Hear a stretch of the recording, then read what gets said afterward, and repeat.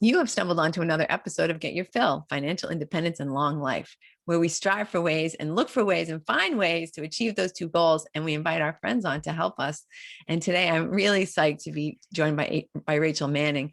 She is the owner of Obstacle Fitness, which brings an obstacle course to families, daycare centers, preschools, and any place that has kids. And even though she's been doing obstacle course races since the early 2000s, she got laid off in 2018, and she sort of took a step back and said, okay, so assessed the role her career has served in her own identity and personal happiness. And then in 2019, launched Obstacle Fitness with a focus on offering services to businesses and organizations. But I know that COVID has caused a lot of changes, both good and bad, in your life, Rachele. Can you just tell us how it impacted you? Sure. So while COVID was kind of starting to affect all of our lives, right? At the same time, my mom, who had pancreatic cancer, made a sudden decline at the same time. So it was probably like this time last year in like mid-March, all of a sudden she just wasn't doing well anymore. So while like my husband was home, my husband basically ended up starting working remotely. The kids, their schools were closed, so we were all there. But in the meantime, I'm like, dealing with my mom in and out of the hospital and all the stuff that was around that, around visiting, not visiting, until ultimately, unfortunately, she passed away in early April. And so I think for me, the beginning of COVID was sort of me kind of being in my own grief. Because we all know we're gonna die. And I know my mom, obviously she had this not great diagnosis, but I don't know, like it's like having kids, right? I don't think anything can prepare you for children. And I'm not sure, even when you know something's gonna happen, when it happens, you react in the moment. So so her decline was so sudden, and then it was like kind of dealing with the aftermath of that, of just trying to go through her. Uh-oh. Uh-oh.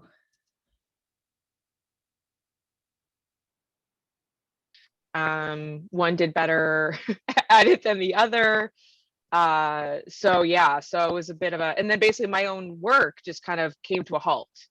Because at the time I was working, my target market was organizations and companies. And then obviously, again, things are shut down. Everyone was like sent home. So there's no one in the office. No one's like interacting like they used to. So it just kind of came to a grinding halt.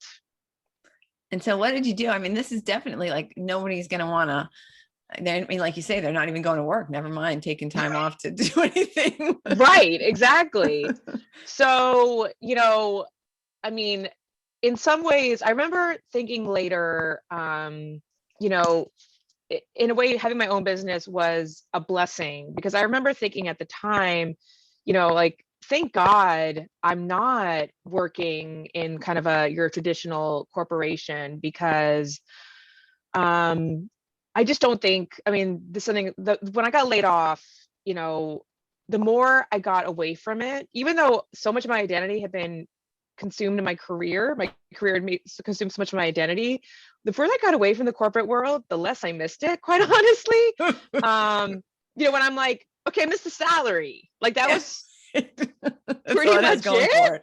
Right. Yeah. And maybe like, my coworkers and my friends there, but that's a small list. So I've always kind of thought that, the companies just don't really support working moms, really at all.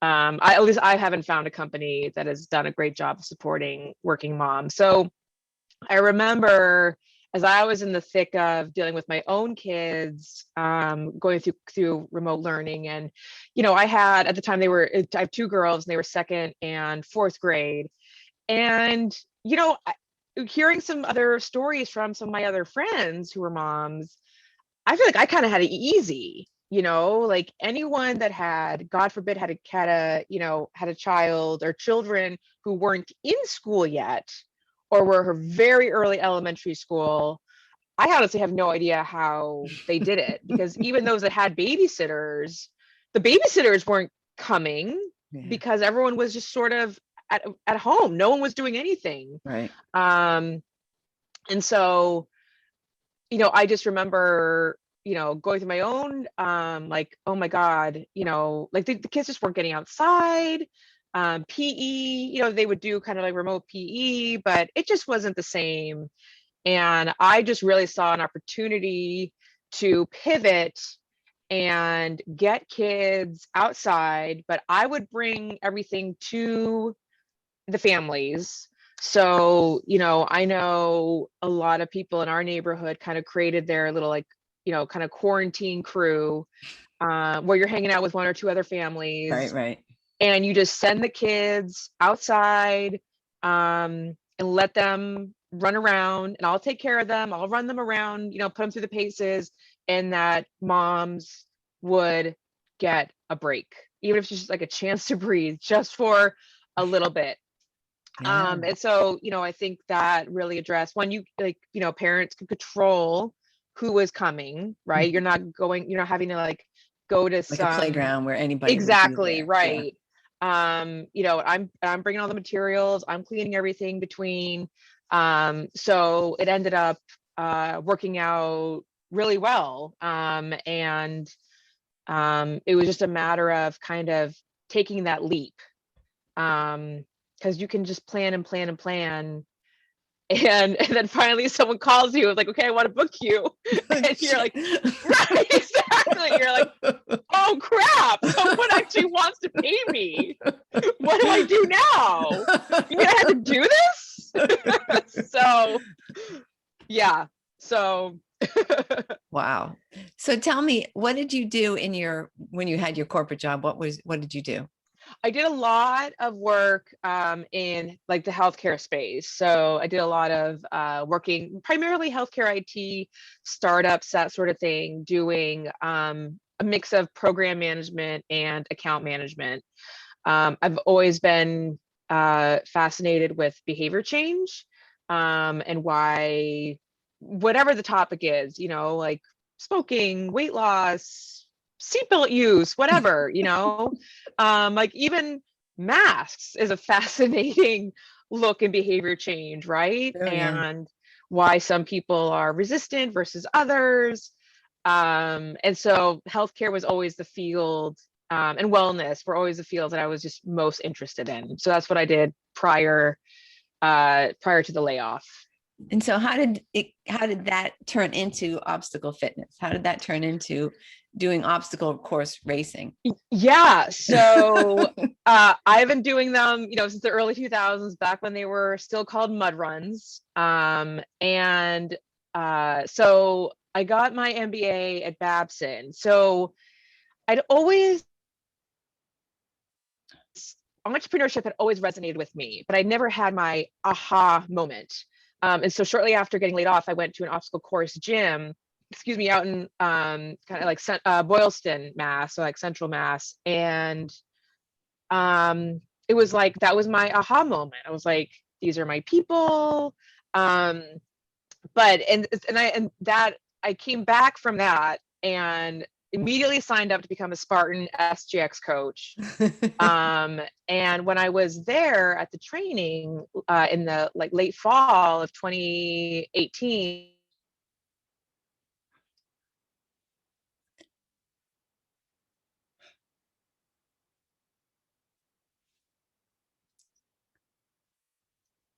I don't know if you can hear me, Rachel. You're freezing up a bit. I can't hear you. like I'm not running, I'm not an elite runner. I'm not like even running in my age group. Like I'm just me. I know what goes into this. Like I can't just show up in an obstacle course race and do the monkey bars. I have to practice. Yeah. Yeah. So I knew there was an opportunity, kind of with my behavior change background to, I think I'm more approachable than say some like 20-year-old kid who doesn't know, who doesn't have a care in the world. Yeah. Yeah. He doesn't have a mortgage or, like other stuff. Like that is his thing. And I just like, I saw an opportunity. And so, but I also knew I didn't want to have I was scared of the idea of taking on too much risk with respect to a loan. And so I knew initially people were going to come to my backyard. But that had its own like liability concerns. And so then I just thought, well, what if I just bring get some obstacles and bring them to companies, because a lot of companies had gyms. This was something a lot of companies do. They'll do like corporate teams to run a race together. And so I knew I could come in, create a program.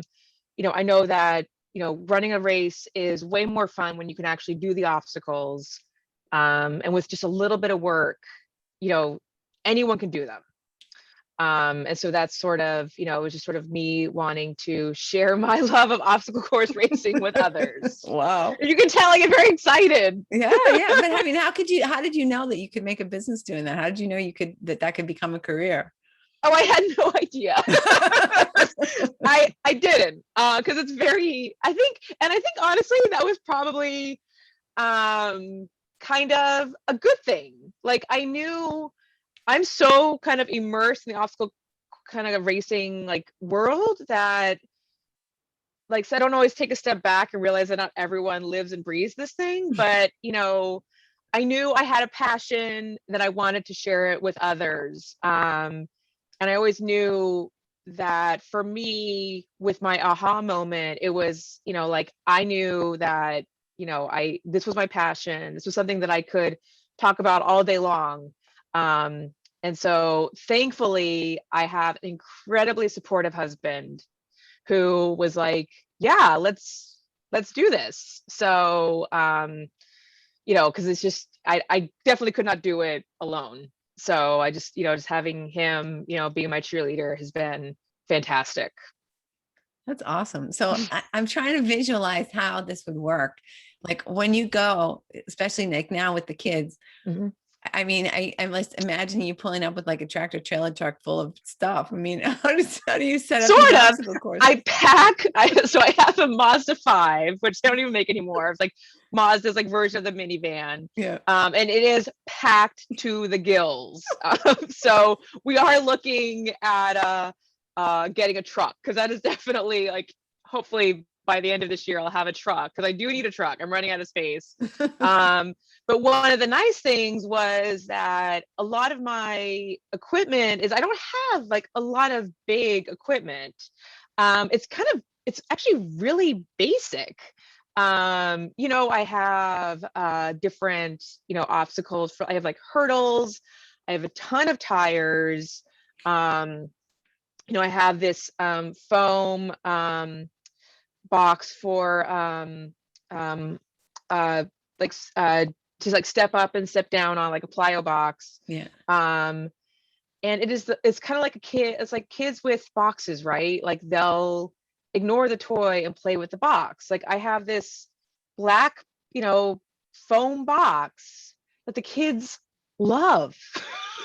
And they just do crazy tricks over it, and they think it's hilarious, and they go over and over again. And there's like, I have a cargo net.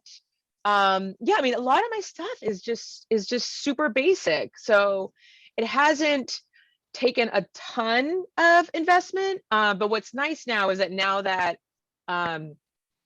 things have kind of taken off a little, now I can reinvest my revenues into some like cooler looking obstacles, which is nice. And then I can also be more, start to appeal more to, say, middle school kids, who I don't think have a ton of options, right? I think middle school kind of gets lost. There's a ton of things for elementary, and there's different offerings for high school kids, but the middle school kids just is kind of awkward transition. So hopefully in the next few months, I'm hoping to, offer some things to middle school kids for some obstacles that are a little bit more challenging for them. But they do a lot of the same things that my 3 to 5 year old kids do too. So yeah, they can do a lot of the same things. Bigger kids can carry more stuff, a little bit heavier. That's really, I'd say, the main limitation that I've seen is just the weight. Wow. So, yeah. So is it like a course? I mean, the kids is just like, oh, here's some toys. Are you saying now you do this and then you do this and it's more structured? Yeah. So it's a little more structured. So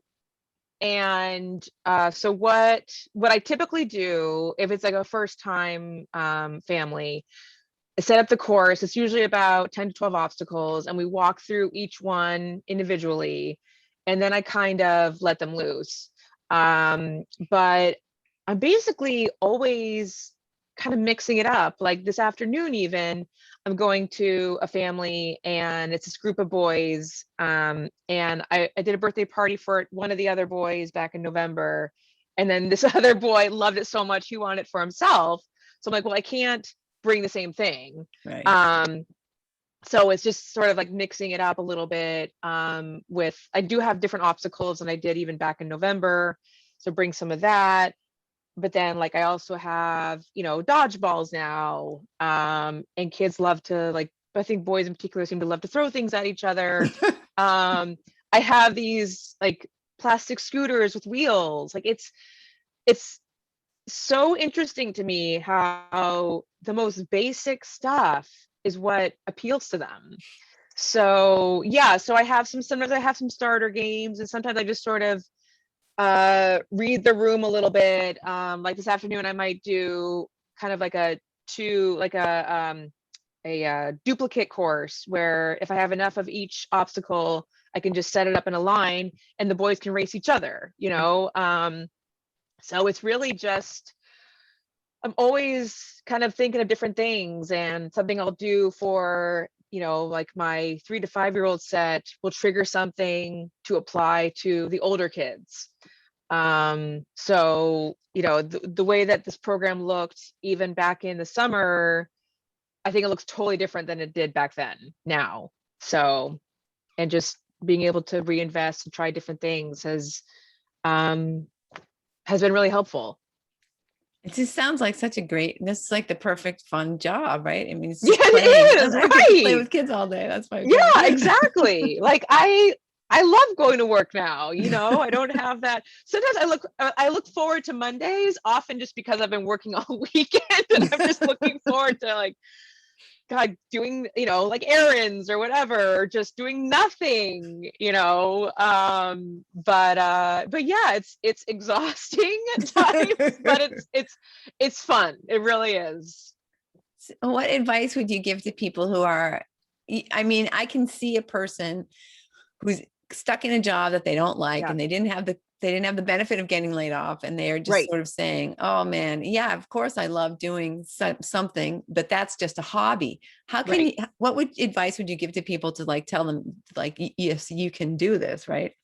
Yeah, I mean, I would think it's you just have to like take the leap. I mean, you can certainly do a side hustle, and do things, and if just kind of build up enough business. But it's hard if you're working full time, whether or not you have kids. It's just, there's only so many hours in the day.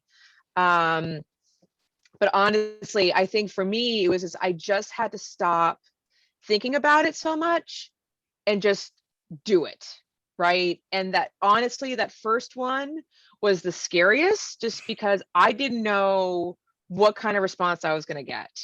Um so from there, that just gave me more confidence, because I saw that the kids were having a good time, and it doesn't have to be perfect, because no one's going to know except you that things didn't quite go the way you planned. And you're going to make mistakes, but then you just learn from them and move on. Like, not all my obstacles were loved by the kids. And so if they don't like it, then okay, like, move on. It's not a, right, it's not a big deal. And some you think they're going to love, they don't care about, and things you're like, I don't know about this one, they love. So you just have to, for me, it was just, I just had to kind of get out of my head and just do it. And then from there on, I just got more confidence. I've evolved, like my program has evolved so much. Part of it is just to keep things interesting for myself too. Um, because I can, do these courses in my sleep now, but if I keep it interesting, then I'm more interested too. Yeah.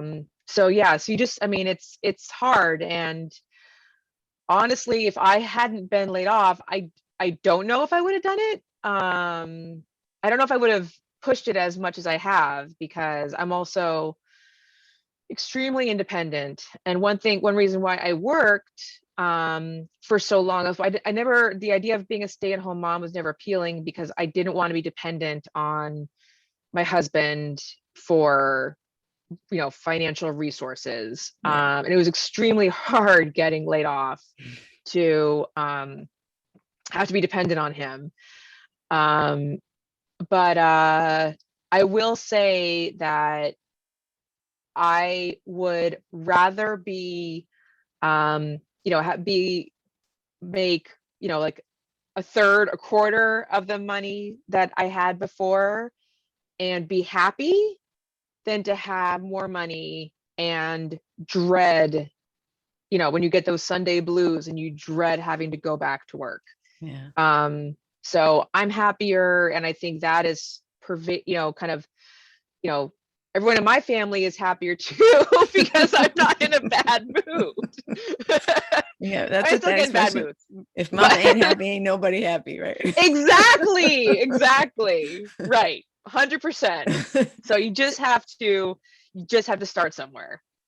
So how did you let people know about this? How did you at first, kind of get the word out? Because this is I don't know anybody else who does this, right? So that it was an education process as It well, was right? definitely an education process. And that was definitely one of the hardest things for the first few months. Was that was it right there, was getting the word out.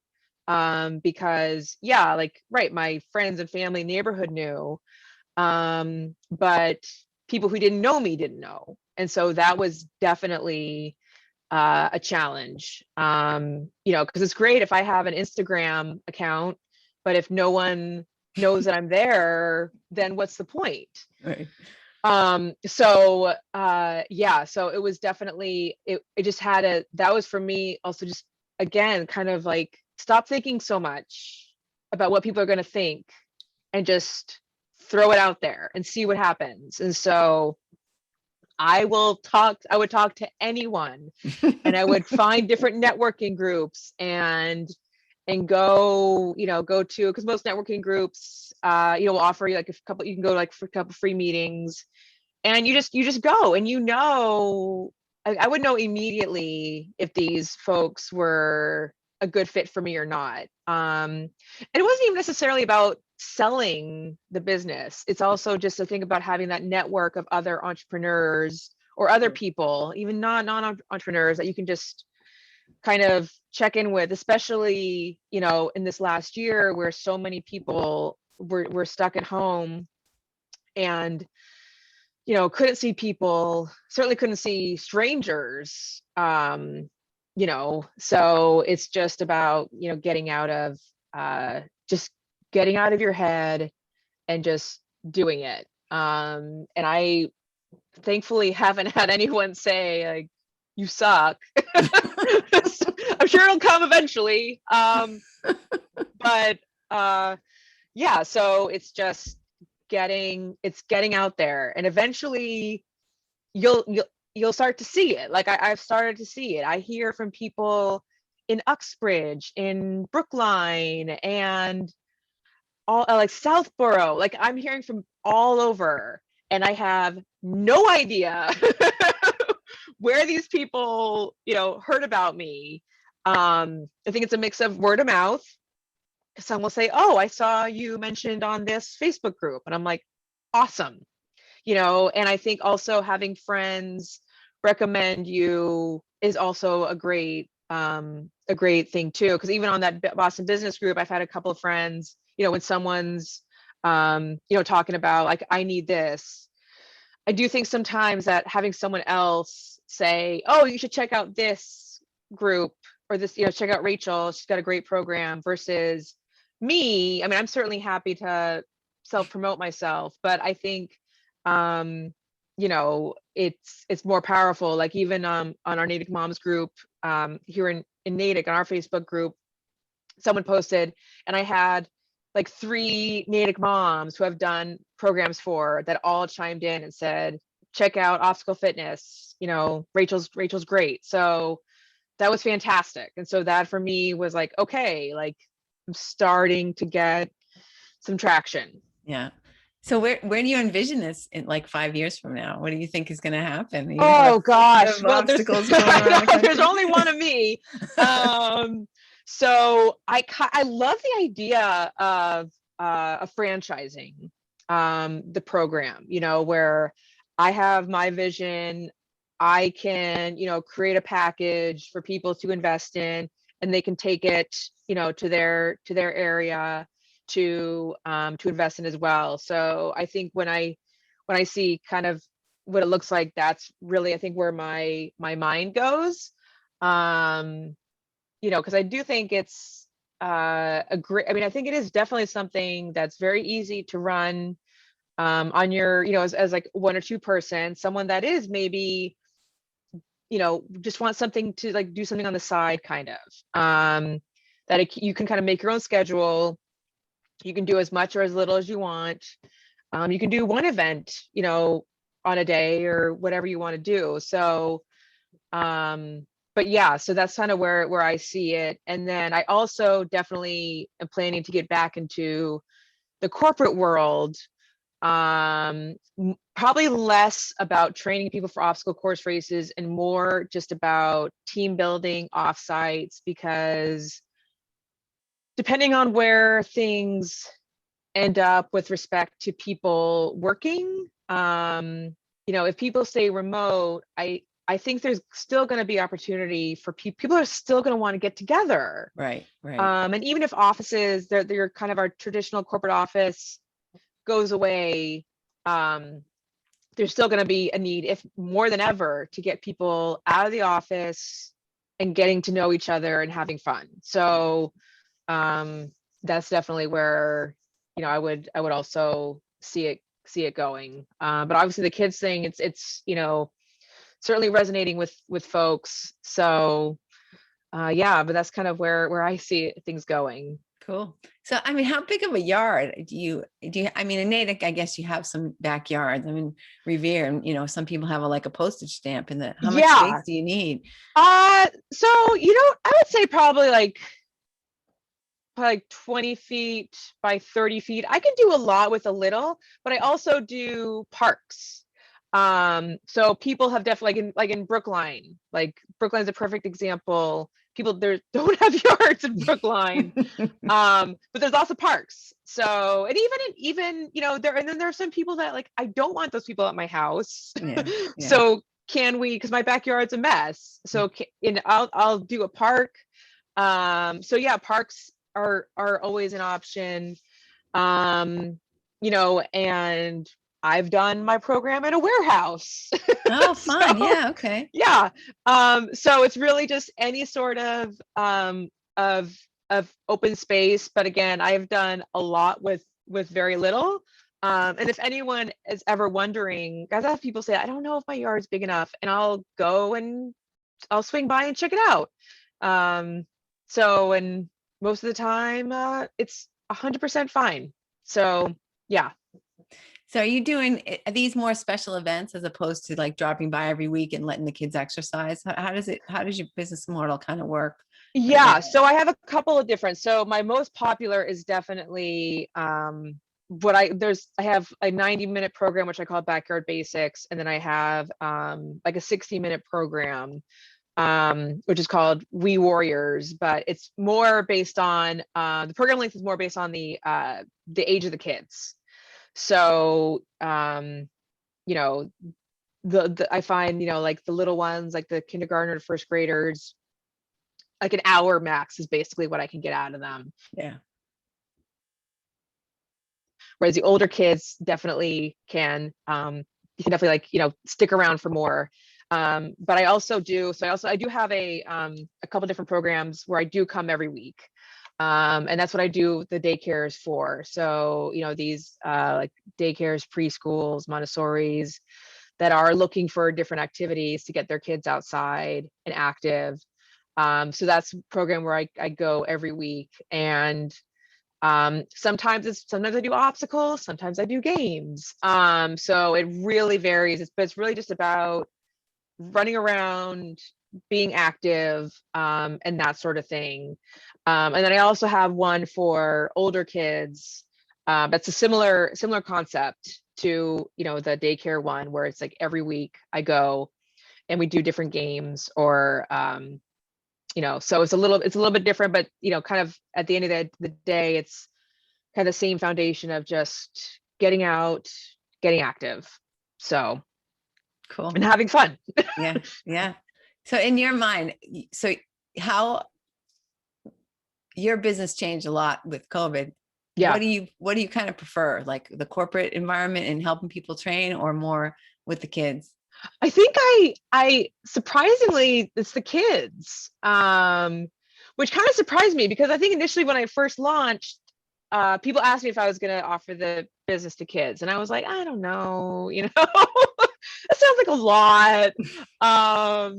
But then so the fall of 2019, there's this program called Box, which is run by Reebok, and it's a before school. Sometimes I guess it's after school, but it's a program they run at elementary schools or middle schools or even high schools can run to, kind of like a supplement to PE. So it's just sort of like you start your morning off, kind of get that blood flowing. And so I did that at my daughter's elementary school.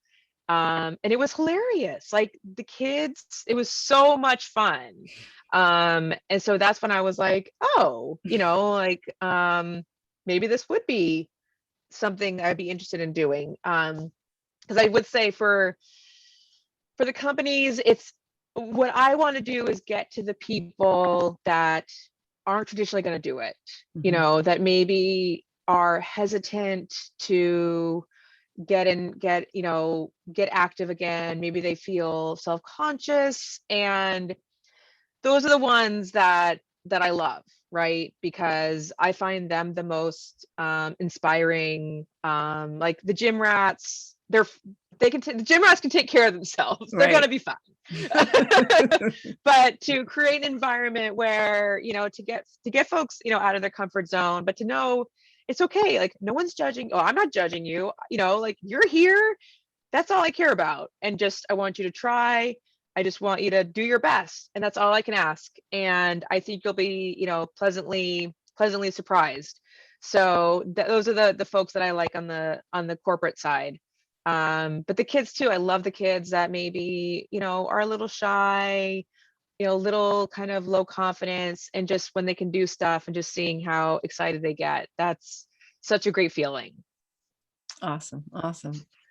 Rachel, I'm so intrigued and excited about this. I am. I mean, people are so in the box when they're thinking about starting a business. Maybe I should, get a Dunkin' Donuts franchise. They just think, I know I don't want to be in corporate America, but I just don't have any idea what I want to do. And I hope that people are as inspired as I am by. Oh, thank you. Yeah, I love doing this, and screw it, I'm going to make it work. Right. Yes, exactly. Awesome. So is there anything else that I should have asked you that I didn't ask, or anything you want to share with folks who are like kind of trying to, either people who might be toying with the idea of having you come to their house, or people who are like toying with the idea of making this kind of huge change in their lives? Yeah, I mean, I think I'm just looking at kind of like the notes I was kind of making. I think we covered it. I mean, I think it's just, again, just getting out of your head, and you have to start somewhere. And you're gonna make mistakes, and that's okay. You learn from them and you move on. And just sort of be easy on yourself, which is definitely something that I have to remind myself about, because if like some kids aren't into it, I'd be like, oh my God, like I sort of panic. You just have to kind of like, nope, it's okay. Especially with like the little ones, like the little ones, they just say what comes out of their mouth, and you're just sort of like, focus, look at me, eyes on me. But yeah, I mean, it's fun. It's if people want to do like the weekly program, I offer like a free trial.